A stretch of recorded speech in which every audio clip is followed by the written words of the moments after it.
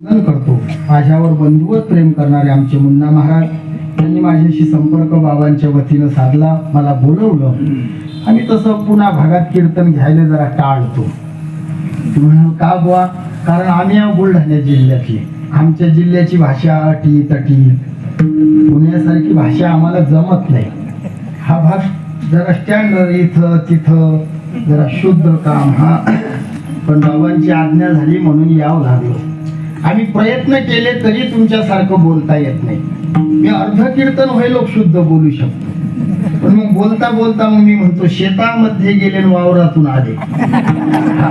म्हणून आमचीच भाषा बुलढाण्याची विदर्भाची बोलतो. प्रयत्न करूनही जमत नाही. या भागात टाळत होतो, येत नव्हतो. मी 17 वर्ष झाले कीर्तन करतो, पण आता या 3 वर्षामध्ये पुन्हा भागात माझे भरपूर कीर्तन आहेत. अण्णांची इथं शेळके अण्णांची इथं मागच्या आठवड्यात झालं. महेश दादाची इथे 3 वर्ष सारखा आलो. पहिले येत नव्हतो, पण आता मला समजलं की आपली भाषा या लोकांना आवडते. पण मी भाषा आमचीच बोलतो, तुमच्यासारखं जमत नाही. मी प्रयत्न करून पाहिले तरी जमलं नाही. आणि जोवर शुद्ध बोलत होतो तोवर मला कोणी कीर्तनाने बोलवत नव्हतं. आता बोलवतात म्हणून या ठिकाणी येणं झालं. हो